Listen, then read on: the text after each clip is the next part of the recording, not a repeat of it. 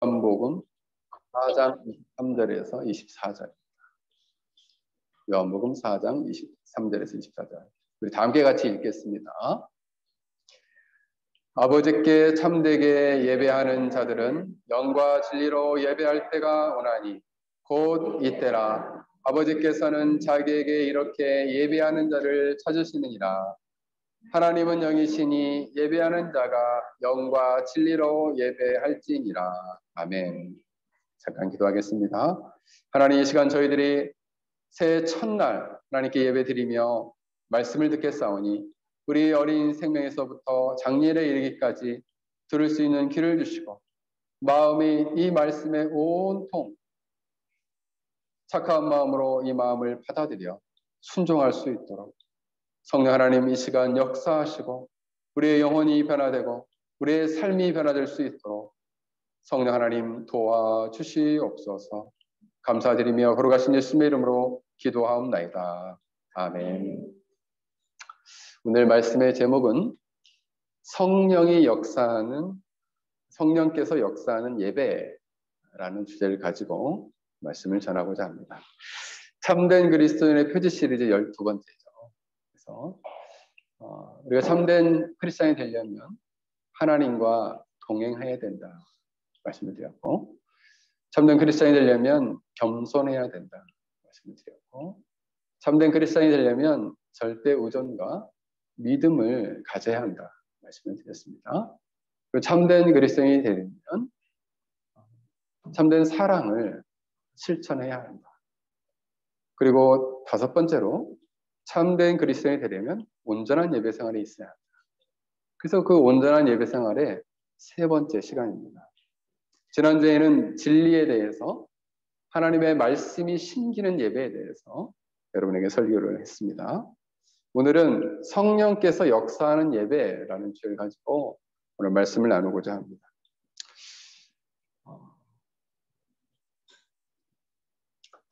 여러분, 설교학에서 가장 조심해야 할 설교를 보통 두 가지로 봅니다. 하나는 뭐냐 하면 자의적인 성경 해석에 의한 설교. 그래서 성경을 마음대로 해석해가지고 설교하는 설교를 매우 조심하라고 하고, 두 번째는 인간 중심적인 성경 해석과 설교. 그래서 인간의 감정이나 인간의 생각에 초점을 맞춘 그런 설교를 설교학에서는 매우 금기합니다. 그런데 예배에 있어서도 마찬가지입니다. 예배는 온통 하나님 중심적인 예배를 드려야 되는데, 오늘날의 대부분의 예배는 인간 중심적인 예배가 깊이 자리 잡고 있다는 겁니다. 예를 들어볼까요? 예배를 왜 드리십니까? 물어보면 나는 좀 물질적인 축복을 좀 받으려고 예배를 드립니다. 인간의 물질과 축복의 목적이 된 예배. 또 어떤 사람은 나는 요즘 마음이 불안해서 마음의 안정을 찾고자 예배를 드립니다. 이것도 예배의 목적이 인간의 마음의 평안을 위한 예배죠. 또한 나는 좀 이렇게 신비한 그런 경험을 좀 해보고 싶다. 나 그래서 예배를 드려요. 그런 신비의 은혜 체험을 사모하는, 이것도 인간 중심의 예배예요. 많은 사람들이 종교 생활을 한다는데 나도 그 종교 생활에 요즘 현대인이라면은 취미나 종교는 하나 정도 가지고 있어야 되는데, 그중에서 나는 여러 종교가 있는데 그래도 기독교를 한번 선택해서 기독교인이 되고 싶습니다. 그렇게 예배를 드리는 것도 인간 중심이에요. 나는 사실은 예배에는 별로 관심은 없는데 교회 가면 친한 친구분들이 있어가지고 사람 만나는 게 너무 좋아서 나는 예배를 드립니다. 그게 다른 사람과의 사교가 목적이 되는 예배죠. 이것도 인간 중심의 예배. 나 사실 몸이 아픈 곳이 이곳저곳 너무 많은데 예배를 드리면 이상하게 몸이 안 아파요. 그래서 저는 예배를 드립니다. 이런 분이 계세요. 이건 뭐예요? 병 고침을 위한 예배. 그 목적이 어디에 있어요? 병 고침에 있죠. 나는 교회에 갔더니 이렇게 찬잔한 음악과 찬양을 듣는 게 너무 좋더라고요. 그래서 나는 교회 가서 기타 치고 찬양하는 게 너무 좋아서 나는 그냥 교회 가는 거예요. 이것도 인간 중심의 예배의 한 모습. 에이든 토저라는 아주 유명한 목사님이 계신데, 그분은 매우 뛰어난 영성가이시기도 하고, 그분이 예배에 대해서 이렇게 얘기를 했어요. 누구든지 자신의 목적을 성취하기 위해서 하나님을 수단으로 찾는 자는 하나님을 발견할 수 없을 것이다. 그러니까 하나님을 수단으로 여겨서 목적이 아닌 수단으로 예배를 드린다. 예배를 드리기 위한 목적이 하나님의 능력을 나한테 끌어들여 가지고 나의 어떤 이익과 어떤 목적을 이루기 위한 수단으로서 예배를 드린다면 이것은 인간 중심의 예배다. 그러면 목사님, 내가 너무 공고해가지고 이렇게 예배 드리는 거는 안 되는 건가요? 괜찮습니다. 그거는 마음의 준비가 아주 잘 된 거예요. 마음이 상한 곤고한 마음을 가지고 하나님의 은혜를 갈망하는 것, 그 예배자의 바른 태도. 그건 인간 중심의 예배는 아니겠네요. 그렇습니다. 그거는 하나님을 만나고자 하는 예배자의 순수한 마음, 이렇게 볼 수 있겠어요. 그래서 예배는 전적으로 성부, 성자, 성령, 삼위 하나님 중심적인 예배를 드려야 하는데, 이 예배에는 올바른 예배의 방식이 있다는 거예요. 그 올바른 예배 방식 중에 하나가 성령 하나님이 함께 역사하는 예배가 되어야지 하나님 중심적인 예배를 드릴 수 있다. 인간 중심적인 예배가 아니라 성령 하나님이 함께하는 예배. 오늘 본문에 보면은 우리가 잘 아는 우물가의 여인이 나옵니다. 우물가의 여인은 사마리아 수가에 살았죠. 예수님이 사마리아 수가를, 보통은 이 사마리아를 피해 가는데 그 수가를, 이 사마리아를 지나다가 목이 말라서 우물가를 가서 잠깐 쉬셨습니다. 이때가 저녁 6시쯤 되었어요. 근데 물을 길러온 사마리아 여인이 있어서 그 여인에게 물을 청했습니다. 이때 이 사마리아 여인은 의아하게 생각했어요. 유대인은 사마리아 여인들이, 사마리아 사람들이 천하다고 생각하고 혼혈 민족이라고 생각해서 우리를 이방인으로 여기고 되게 천대하는데 어떻게 나에게 이렇게 말을 걸고 물을 달라고 하는가 매우 궁금했습니다.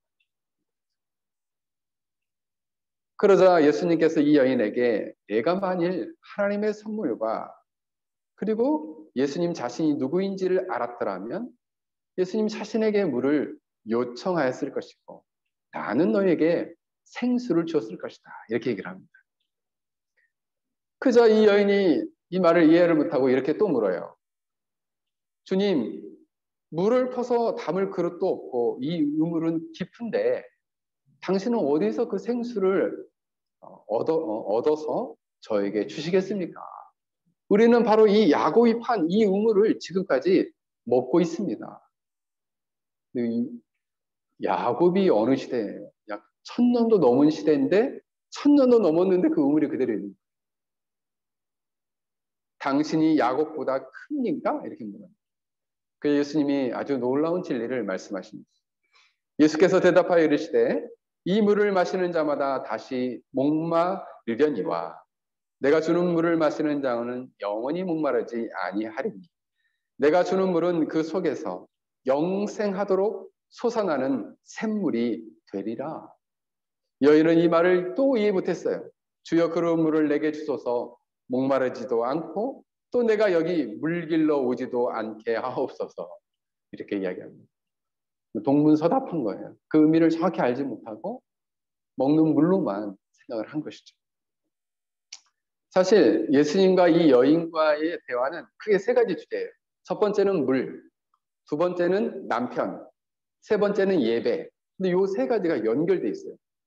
어떻게 물과 남편 얘기와 갑자기 예배 얘기가 어떻게 이렇게 연결이 되나 너무 궁금하죠. 왜 이렇게 예수님은 그냥 갑자기 뜬금없이 물 얘기하다가 남편 얘기하다가 갑자기 예배 얘기, 왜 이렇게 맥락이 없나? 아니, 사실 맥락이 있어요. 아주 특별한 맥락이 있어요. 예수님은 이 생수 얘기를 하다가 갑자기 남편 얘기로 이야기를 전환합니다. 너는 가서 내 남편을 불러와라. 난 남편이 없어요. 남편이 없어? 지금 있는 내 남편은 내 남편이 아니고 내 말이 맞다. 이렇게 얘기하세요. 예수님 알고 계셨죠? 주님의 요청은 그녀가 원하는 영원한 생수, 영원한 생명을 얻기 위해서는 어떤 문제가 해결돼야 했다는 거죠. 남편이 없는 삶, 그런데 남편이 5이나 있는 삶. 그 삶은 어떤 삶일까요? 자신의 치부고 드러내기가 매우 부끄러운 부분, 자신의 죄에 직면해야 했어요. 그 영원히 목마르지 않는 생수를 얻기 위해서는 자신의 죄의 문제를 인식하고 죄인임을 받아들여야 했다는 것이죠. 그래서 남편 얘기를 하신 거예요. 오순절날 베드로가 설교했을 때 그 말씀을 듣던 수많은 사람의 마음이 찔렸죠. 그때 베드로가 얘기했어요. 너희는 죄를 회개하라. 죄의 문제가 해결되지 않고서는 영생하도록 솟아나는 이 샘물을 마실 수가 없는 거죠. 자신이 죄인됨을 인정하지 않는 사람은 예수님의 은혜에 참여할 수 없습니다.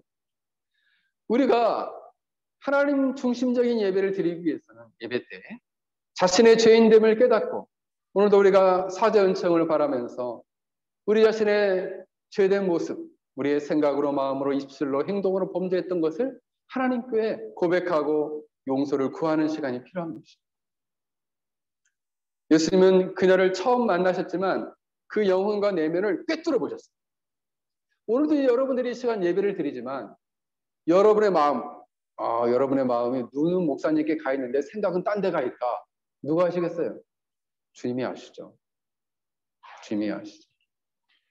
오늘 이 자리에 나 집에서 푹 자고 싶은데 엄마가 막 옆구리 찔러가지고 안 가면 밥 안 준다 그래서 내가 왔는데 누가 아실까요? 주님 아시죠. 주님 아셔요. 어떤 마음으로?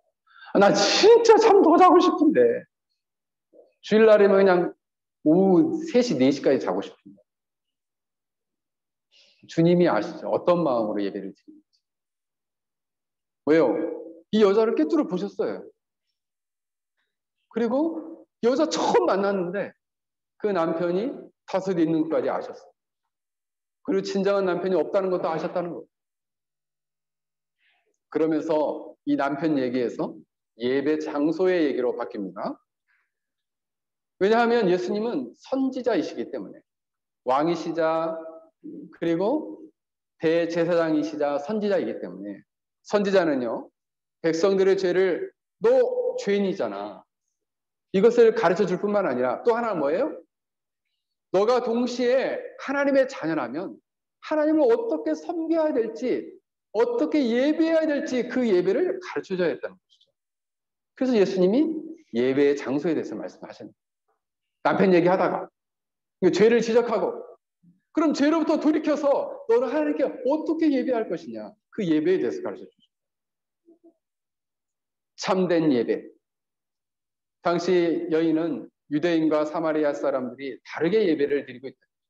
예배의 처소가 다르다는 이스라엘 사람들 유대인들은 예루살렘에서 예배하지만 제사를 드리지만 우리는 그리심산에서 예배를 드린다.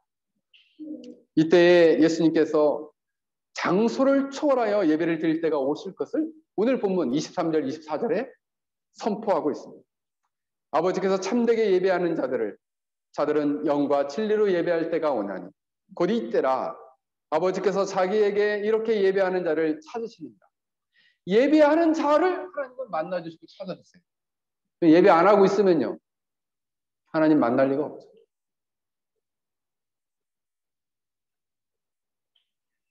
이 페낭에는 아직도 교회를 못 정하고 방황하는 영혼들이 많이 있다는데 참 안타까워요. 예배를 드리지 않고 공적인 예배를 드리지 않는데 어떻게 하나님이 그를 만나 주시겠습니까? 참 안타까워요. 그러면서 하시는 얘기가 하나님은 영이시니 예배하는 자가, 자, 예배 방식에 대해서 얘기합니다. 영과 성령 안에서, 성령 안에서, 진리로, 진리 안에서. 여기 앞에 헬라어로는 엔이라는 단어가 쓰이는데 이게 인이에요, 인. 그래서 성령 안에서, 진리 안에서 예배할지니라. 그러자 이 여인이 얘기해요. 너무 놀라운 고백을 합니다. 여자가 이르되 메시아 곧 그리스도라 하는 이가 오실 줄을 내가 아오니 그가 오시면 이 모든 것을 우리에게 알려주실 것입니다. 그러자 예수님 뭐라 그래요? 그 메시아가 아니라, 그 그리스도가 나 아니라, 내가 말하는 그가 바로 나다. 이렇게 말씀하십니다. 예수님께서는 여인 안에 영생하도록 솟아나는 샘물, 그리고 남편의 이야기를 통한 그 자신의 죄의 문제를 지적하고, 죄의 문제를 지적할 뿐만 아니라 온전한 예배 생활을 위해서는 바로 영과 진리로 예배합니다. 말씀이 영혼에 심기는 예배를 드리고 있는지, 아니면 그것과 더불어서 성령이 역사하는, 그래서 성령 안에서 드리는 예배를 드리고 있느냐를 오늘 말씀하고 있습니다. 그렇다면 이 세 가지 주제에 예배의 본질과 맞닿아 있죠. 그래서 예배를 드리는 방식은 왜 성령 안에서 예배를 드려야 합니까? 오늘 성경은 하나님은 영이시기 때문입니다. 그렇기 때문에 성령 안에서 예배해야 한다. 이렇게 말씀하고 있습니다. 그래야만이 하나님 중심적인 예배를 드릴 수 있다는 거예요. 우리가 성령이, 첫 번째로 성령이 그러면 이렇게 강력하게 역사하는 예배 안에는 어떤 예배 결과가 일어납니까? 성령이 역사하는 예배 안에는 놀라운 영적 부흥이 일어납니다. 뭐가 일어난다고요? 영적 부흥. 영혼이 놀랍게 부흥된다는 거예요. 영혼의 변화가 일어난다는 것이죠. 오늘 본문에 나오는 내가 주는 물은 그 속에서 영생하도록 솟아나는 샘물이다. 이 말은 결국 뭐냐면 성령과 진리 안에서 예배를 드리면 그 영혼 안에서, 그 속에서 솟아나는 생수와 같이 영생하도록 솟아나는 샘물이 솟아난다는 거예요. 그 얘기는 뭡니까? 생명의 역사가 일어난다. 성령이 함께하는 예배, 성령이 역사하는 예배를 드리면 생명의 역사가 일어난다는 거예요. 여러분, 여기서 보면은 영생하도록 솟아나는 샘물이라는 단어는 원문에 보면 계속해서 솟아오르는 마르지 않는 샘물, 이런 뜻이에요. 이 의미는 두 가지 의미가 있습니다. 첫 번째는 물이 솟아나는 목적은 영생이 목적이었어요. 영원한 생명이 목적이었어요. 사실 이스라엘 백성들은 물이 굉장히 귀한 지역이에요. 물이 없으면 죽어요. 물은 생명과 연관되어 있어요. 그런데 영생하도록 솟아나는 이 샘물이 일어나기 위해서는 성령 하나님의 계속적인 역사와 도우심이 필요하다는 거예요. 사실 우리가 예배 가운데 성령의 역사하심을 경험하기 위해서는 성령 하나님, 이 시간 우리의 마음에 역사하시고 우리를 도와주세요 라는 도우심이 있어요. 둘째로 솟아나다라는 단어는 할로메누라는 단어인데 물이 이렇게 솟아나는 모양을 뜻해요. 이것은 예수님께서 물의 생명력을 의미하는 것 같지만 더 나아가서는 성령의 역사로 말미암아 우리에게 믿음을 주시고 믿음으로 말미암아 성령의 놀라운 역사로 말미암아 영원한 생명을 우리가 확보하는 것을 말하는 것입니다. 그러니까 한마디로 말하면 성령의 역사로 말미암은 생명이 우리에게 주어지는 모습을 영생하도록, 영원하도록 영원히 솟아나는 영원히 솟아나는 샘물이다, 이렇게 표현하고 있는 것입니다. 영생하도록 솟아나는 샘물이다, 이렇게 말씀하고 있어요. 어디에서? 그 속에서. 성령이 역사할 때 그 속에서 영생하도록 솟아나는 생명이 있다는 거예요. 이것을 신학적으로 말하면 성령 세례라 말합니다. 성령 세례라는 말을 가장 먼저 얘기한 분이 누구냐면 로이드 존스 목사님이에요. 이 성령 세례의 의미는 뭐냐면 영혼의 목마름을 가지고 있는 사람이 완전히 해결함을 얻는 거죠.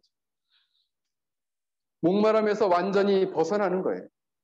이것은 참된 영혼의 만족을 가져다 준다라는 거죠.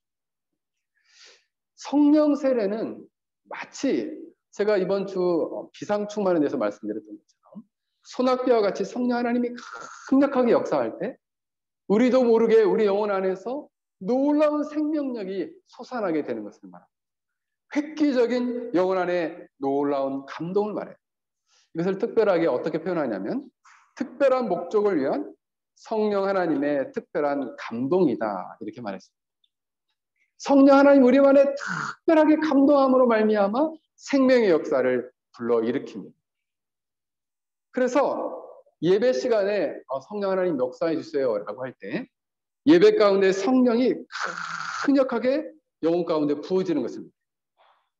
근데 우리 이제 개혁주의 신학을 가지고 있는 분들이 가장 약점 중에 하나가 뭐냐면 성령의 역동성에 성령이 강력히 역동할 때 그 역동성에 대한 갈망이 적어요. 말씀의 중심적인 예배를 드리다 보니까 그 말씀을 가지고 역사하시는 성령의 강력한 역사. 그러나 오순절 계통에서는 말씀은 제껴놓고 성령의 강력한 역동적인 역사만을 강조해서 아예 은사 쪽으로 치우쳐버리겠죠. 그러나 우리는 균형을 잡아야 되는 거죠. 말씀을 가지고 이 말씀을 가지고 우리의 심령 가운데 말씀이 심겨져서 우리 영혼 안에 놀라운 변화를 일으키는 역사. 이것이 참된 성령의 역사다 말씀드릴 수 있습니다. 그래서 그 말씀을 통해서 성령이 특수하게 부어지게 될 때 세 가지가 일어난다는 거예요. 첫 번째는 죄를 깨닫게 된다. 난 죄가 뭔지 모르는데요. 그 사람은 뭐예요? 성령이 없는 예배를 드리고 있죠. 죄를 깨닫게 한다는 거예요. 두 번째는 영혼의 어둠 가운데 있었는데 인생이 늘 어둠컴컴했어요. 암흑 속에 지냈어요. 늘 깜깜해.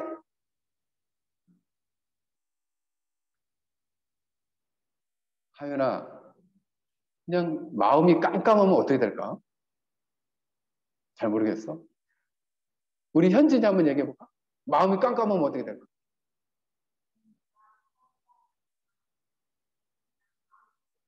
아무 생각도 없어. 영혼의 어둠이 들어오게 되면 어리석은 인생을 살게 되죠. 그리고 영혼이 공고해져요. 마음 들 곳 없어집니다. 마음이 마치 나그네와 같아요. 마음 들 곳 없어요. 그런 사람은 세상을 의지하고 쾌락을 의지하고 술을 의지하게 돼요. 그런데 그 영혼 안에 빛을 던져준다는 거죠. 누가? 성령께서. 세 번째로는 거듭나게 하신다. 한 번은 육신으로 나게 하시고 또 한 번은 영원히 생명을 얻도록 하신다. 영혼의 생명을 얻도록 하신다. 로이존스는 이것을 좀 더 구체적으로 풀었어요. 그래서 가장 먼저는 하나님의 영광과 임재를 느끼게 된다. 하나님에 대한 경외심을 갖게 된다. 하나님의 사랑에 대해서 증인으로서 확신을 갖게 된다. 내가 그 사랑을 경험한 사람이에요 라고 확신하게 된다는 거예요. 네 번째로는 환난 중에도 기쁨이 있게 된다. 성령이 있는 사람은 하나님에 대한 뜨거운 사랑을 느끼게 된다. 또한 하나님 영광에 대한 열정이 있어서 날마다 하나님을 찬양하고 전파한다. 광명과 이해를 갖게 된다. 이렇게 말씀합니다.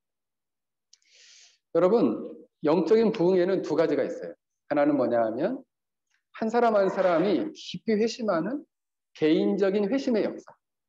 이것을 개인의 영적 부흥이라고 합니다.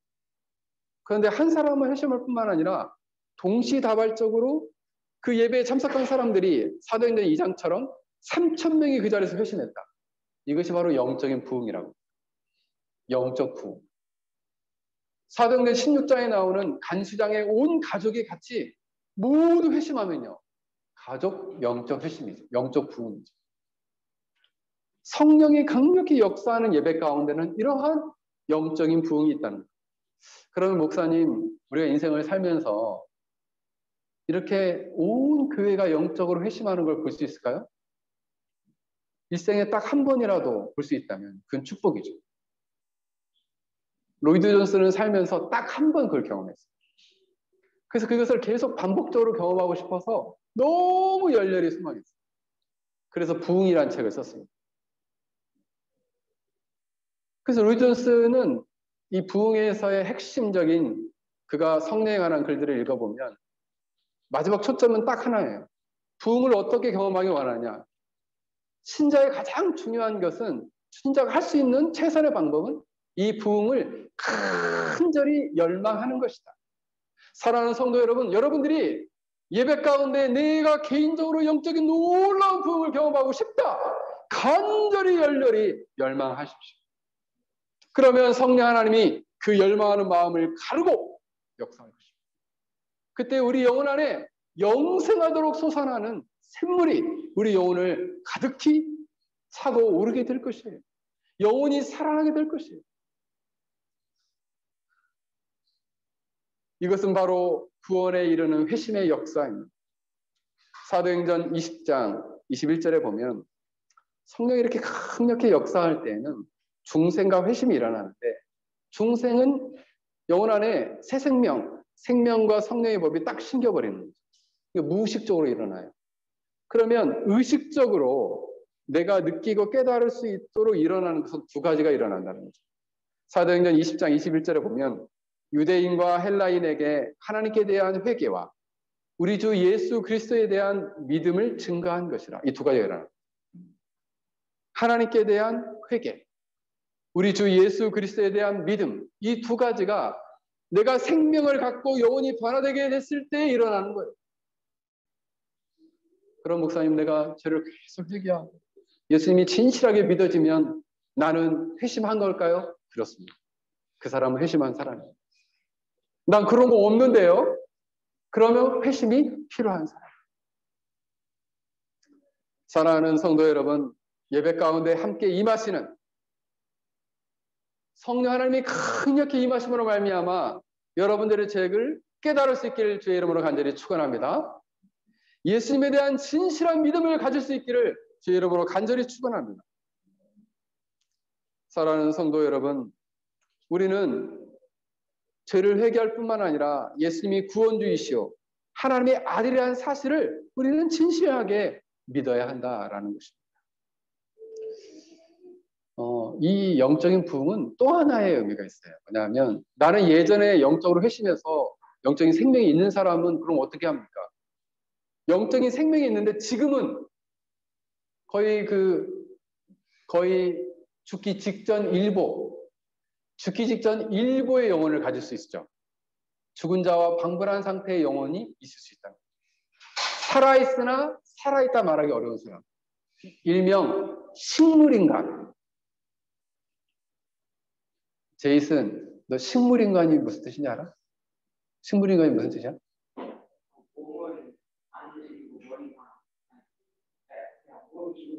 그렇지. 심장은 뛰는데 움직일 수 없는, 의식이 없는 그 식물인간이죠. 그러니까 이 사람은 영혼은 영적인 생명이 있다고 하는데 살아있는, 영적으로 살아있다는 것을 전혀 못 느끼겠는 사람이 있죠. 그런 사람이 뭐가 필요해요? 영적인 부흥이 필요해요. 그래서 영적인 부흥은 리바이벌이에요. 리바이벌은 소생하게 하다. 다시 살아나게 하다 이런 뜻이 있어요. 죽었던 영혼, 그러니까 원래 죽었던 영혼이 살기도 하고 죽어가는 영혼이 다시 살아나는 것이 바로 예배를 통한 영적인 부흥이에요. 둘 중 하나죠. 아예 죽었던 사람이 살아나는 거예요. 아예 지금 막 죽어가고 있는데 살아나는 거예요. 식물인간처럼 영적으로 죽어가고 있는데 다시 살아나는 것.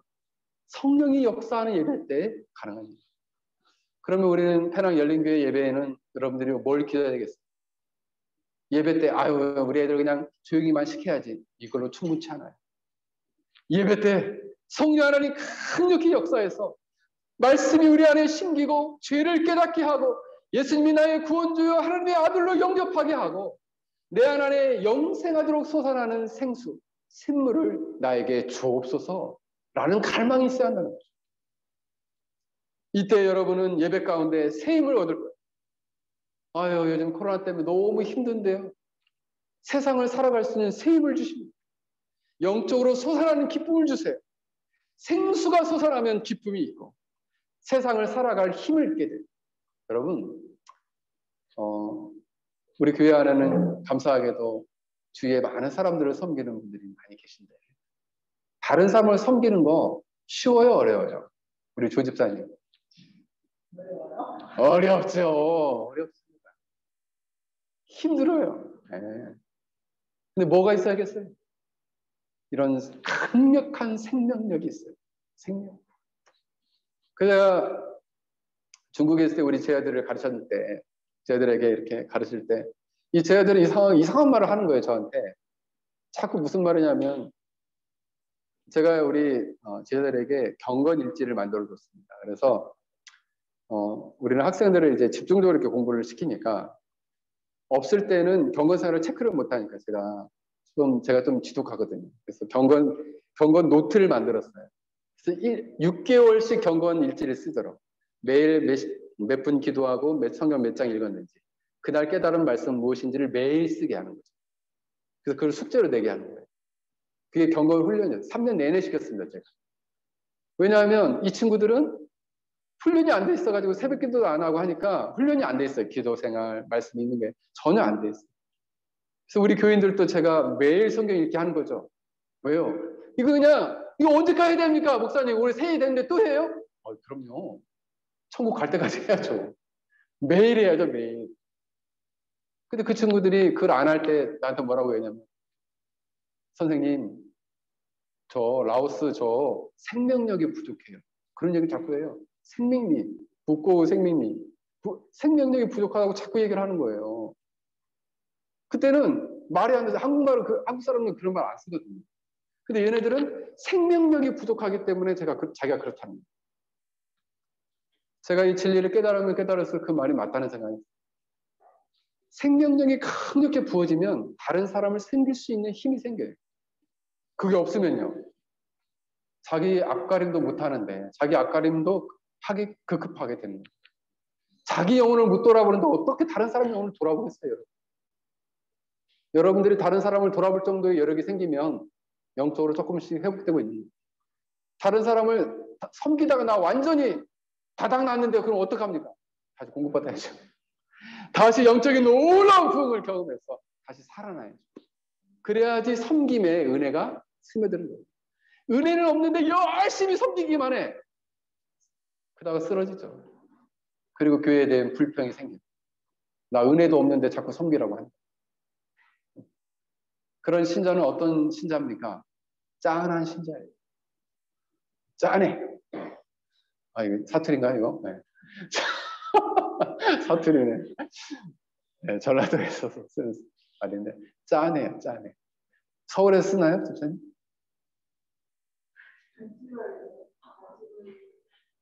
네. 네, 안쓰러워요. 안쓰러운 신자. 그 말이 생각이 안 납니다. 네, 안쓰러운 신자.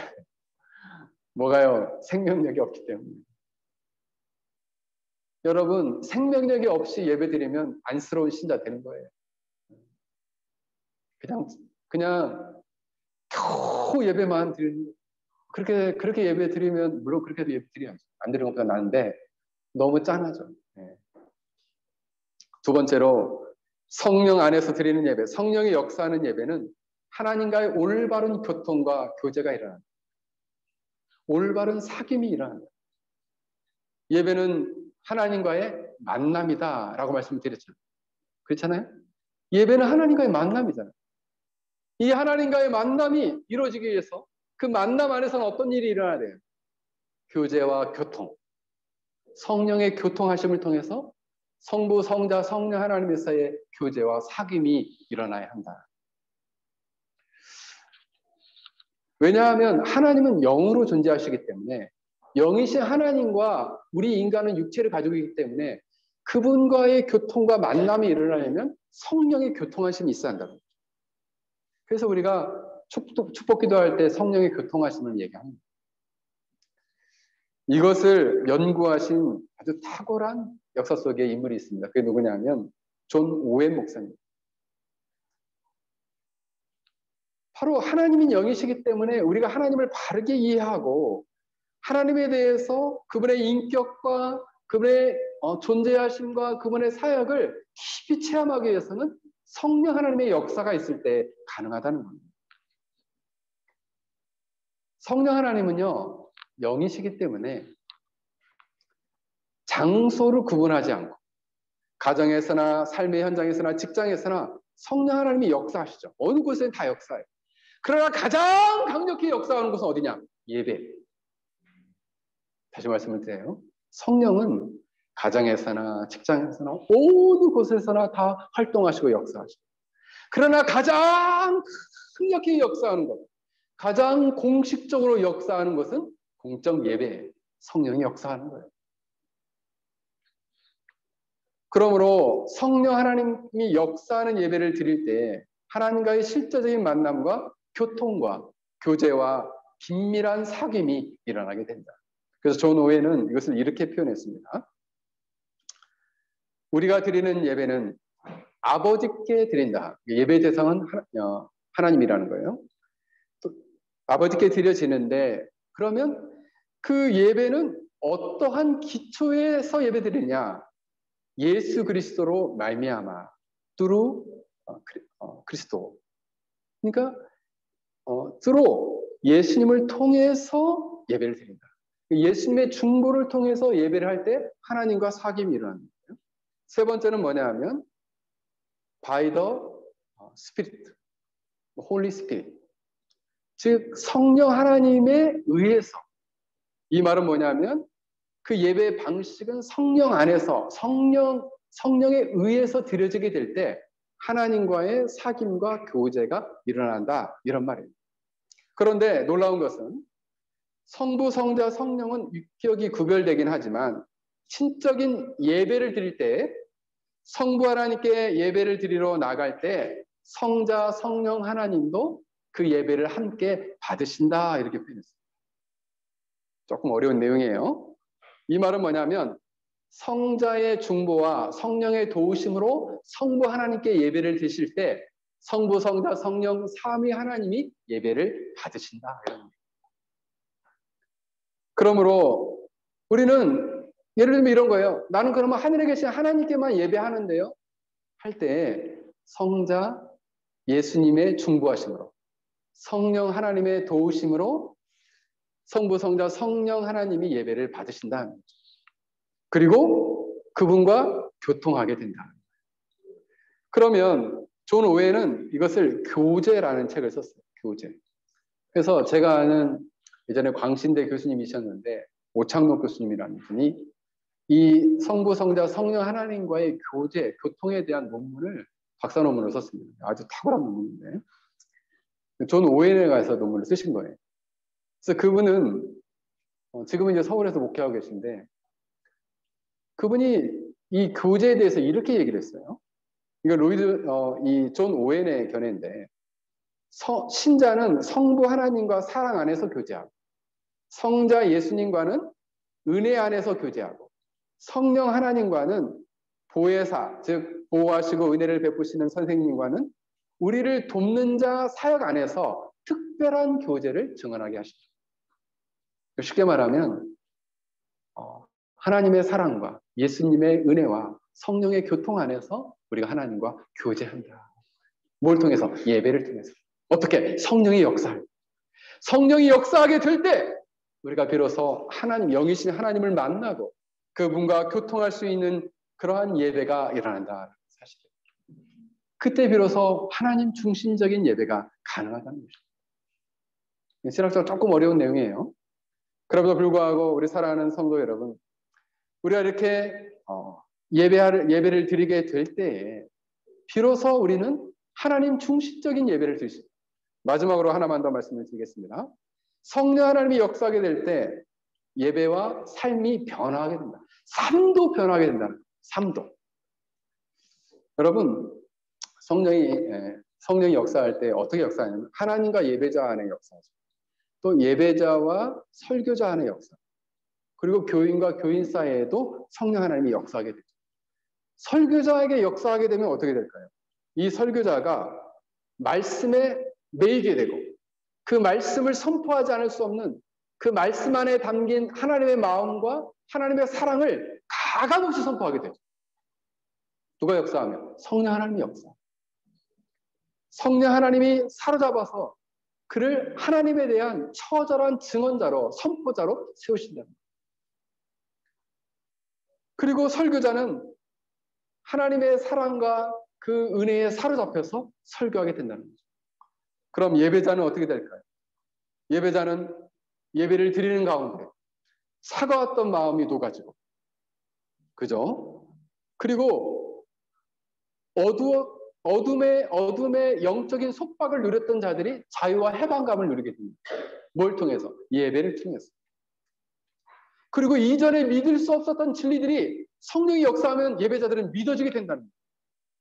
예수님의 동정녀 탄생, 예수님의 십자가의 대속적 죽음, 천국과 지옥, 예수님의 재림 같은 사실들이 어느 순간 믿어지게 돼요. 예배제 가운데 성령이 역사하게 될 때 어느 순간 다 믿어지게 돼요.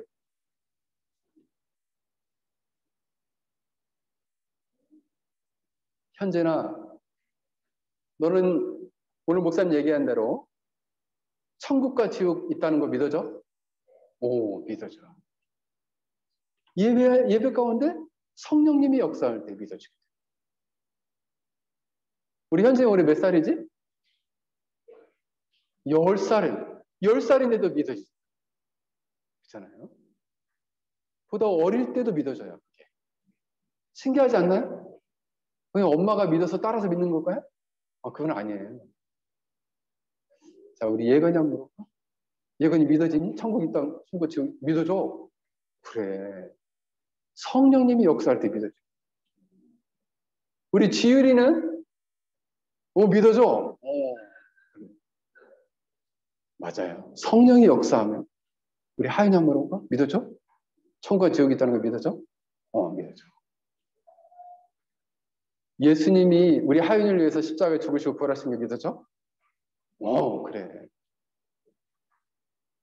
그 누가 하시는 걸까요? 성령 하나님이 하시죠. 성령 하나님이 우리 안에 역사하게 될 때 우리 마음 안에 은혜를 주시고 우리를 감동케 하시고 그리고 우리 영혼 안에 그동안 믿어지지 않았던 진리들이 믿어지게 돼요. 그 말씀이 심겨지게 돼요. 그리고 삶이 변화되게 됩니다. 그래서 제가 늘 말씀을 드리죠. 성령이 역사하면 어떻게 변할까요? 우리의 생각과 신념과 사상이 변화돼요. 그리고 우리의 마음과 느낌이 변화되게 돼요. 우리 마음 안에 없었던 선한 의지가 생겨요. 하나님을 예배하고 하나님을 찬양하고 하나님의 영광을 위해 살고자 하는 선한 의지가 생겨요. 제가 늘 말씀을 드리죠. 한 사람의 아름다움은 영혼의 아름다움. 그 사람의 가치의 크기는 그 사람 안에 선한 의지의 크기가 얼마나 크냐에 달려있고 그 선한 의지를 갖게 하시는 분이 누구예요? 성령 하나님. 이런 선한 의지를 갖게 되면 행동이 변화되고 습관이 변화되고 인생이 변화된다. 제가 줄기차게 말씀을 드리잖아요. 베드로서 1장 5절에서 7절을 보면 그러므로 너희가 더욱 힘써 너희의 믿음이 덕을 덕의 지식을 지식의 절제를 절제의 인내를 인내의 경건을 경건의 형제 우애를 형제 우애의 사랑을 더하라. 꼬리를 물듯이 삶이 변화되는 거예요. 여러분 아주 독했던 사람도 성령 하나님을 통해 은혜를 받게 되면 순해져요. 나 완전 독한 사람이에요. 성령 하나님을 통해서 그가 하나님을 만나면 순해져요. 나 엄청 차가운 사람이에요. 차가웠던 사람도 따뜻해져요. 따끈따끈한 사람이 돼요. 사랑이 없었던 사람도 사랑이 생기고요. 참을성이 없었던 사람도 오래 참게 돼요. 다른 사람에게 베풀 줄 몰랐던 사람도 베풀게 돼요. 그리고 다른 사람에 대해서 화를 잘 냈던 사람도 온유하게 돼요. 절제하게 돼요. 그래서 영국의 복음주의 신학자의 아주 탁월한 목사님이 한 분이 누구냐면 존 스타트 목사님. 이분은 성령의 9가지 열매를 3가지 관점에서 설명을 했어요. 잘 들어보세요. 오늘 이것만 하고는 마칠까 합니다. 잘 들어보세요. 뭐냐면 성령의 9가지 열매 중에 첫 번째 3개. 하나님과의 관계에서는 3가지가 생긴다는, 영혼이 변화되면 뭐냐면 사랑과 희락은 기쁨이거든요. 사랑과 기쁨, 화평, 평화를 누리게 됩니다. 영혼이 변화되면 하나님과 관계에서 사랑과 기쁨과 평화를 갖게 됩니다. 성령의 열매가 맺혀집니다. 여러분, 그 성령의 열매가 여러분 가운데 맺혀지고 있어요? 바로 성령의 역사하고 있는, 성령의 열매를 맺고 있는 거예요. 그러면 사람과의 관계에서는 3가지를 맺게 된다는 거예요. 뭐냐면 오래 참음, 다른 사람을 불쌍히 여기는 자비, 다른 사람에게 네가 나를 악하게 대해 나도 너를 악으로 대해주마가 아니라 그들에게 선을 베푸는 양선. 그러니까 사람과의 관계에서는 어떻게 3가지가 나타나는 거죠. 자비와 오래 참음과 양선이 나타나는 거예요. 그럼 자기 자신 스스로는 어떤 게 생기나요? 충성과 온유와 절제. 충성이라는 단어는 신실함이에요. 신실함과 온유와 절제. 자기 자신에 대해서 절제하는 마음. 화가 많이 나도 아유 이러면 안 돼. 절제하는 거죠. 나 오늘 너무 오버했는데 절제하죠. 다른 사람에 대해서 어떻게 해요? 삶에 있어서 온유하게 돼요. 온유한 성품을 갖도록 했습니다. 왜요? 성령의 열매예요. 성령이 역사하게 되면 이것이 영혼이 변할 뿐만 아니라 그걸로 끝나는 게 아니에요. 어떻게 해요? 삶 속에서 변합니다. 사람과의 관계에서 어떤 일이 나타나고 이렇게 성령의 열매에서 얘기해요? 오래 참는. 궁일에게 자비와 있다. 양선을 행한다. 스스로는요. 신실하고 온유하고 절제하게 됩니다. 사랑하는 성도 여러분, 올 한 해 여러분들은 참된 크리스찬으로 온전히 설 수 있기를 바랍니다. 온전한 예배를 수행을 통해서 성령이 역사하는 것을 되고 하나님을 만나고 하나님과 교통하며 더 나아가서는 여러분의 인생과 삶이 변화될 수 있기를 주의 이름으로 간절히 축원합니다. 우리 함께 같이 기도하겠습니다. 우리 영혼 안에 또 우리의 삶 안에 이런 변화들을 주시도록, 그래서 성령이 역사하는 걸 통해서 우리 영혼이 변화되고 하나님과의 실제적인 만남이 있고 우리 인생과 생활과 삶이 변화되는 은혜를 주시도록 우리 함께 같이 기도합시다. 하나님 아버지, 하나님 그렇습니다. 성령 하나님 역사하심으로 말미암아 하나님 우리가 하나님을 만나고 그 하나님 앞에 우리 영혼이 변화되고 더 나아가서 우리의 삶과 우리의 인생이 변화되길 원합니다. 성령이 역사하여 주옵소서. 그래야 우리 영혼이 이처럼 생명력으로 충만할 뿐만 아니라 아름다운 성령의 열매들을 맺어갈 수 있도록 주여 우리를 변화시켜 주옵소서. 우리를 2022년도 새해에는 우리를 이렇게 새로운 사람으로 새로운 삶을 살아갈 수 있도록 저희를 끌어주시고 하나님 아버지 인도하여 주옵시기를 간절히 빌고 원합니다. 아버지 하나님, 그리하여 우리의 인생이 하나님 나라와 영광을 위해 살아가는 복된 인생이 될 수 있도록 저희들을 축복하시고 역사하여 주옵시기를 간절히 빌고 원합니다.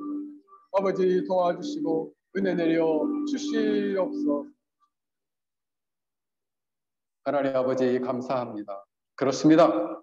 하나님, 우리는 참된 크리스찬으로서 온전한 예배 생활을 하고자 합니다. 말씀이 신교일 뿐만 아니라 성령이 역사하는 예배를 통해서 우리 영혼 안에 생명이 싹트고 그리고 죽었던 영혼이 살아나는, 그리고 죽어가는 영혼이 솟게 되는 역사를 경험하기를 원합니다.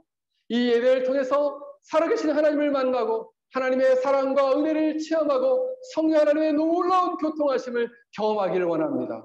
더 나아가서 우리의 인생과 삶이 변화되기를 원합니다. 우리의 습관이 변화되기를 원합니다. 온유하고 절제하고 신실하고 더 나아가서는 사람과의 관계 안에서 자비를 베풀고 선을 베풀고 그리고 사랑을 실천하는 복된 인생들이 되어지기를 간절히 소망합니다. 다른 사람을 향하여 오래 참을 수 있는 마음을 허락하여 주시옵소서. 저희들이 이 페낭 열린교회의 신앙생활을 통해서 저희들의 존재와 삶이 변화되어 2022년도에는 보다 성숙한 참된 크리스찬으로 성장해 갈 수 있도록 저희를 축복하여 주시옵소서. 감사드리며 오로가신 예수님의 이름으로 기도하옵나이다. 아멘. 우리 다 함께 기립하셔서 630장 진행하겠습니다. 진리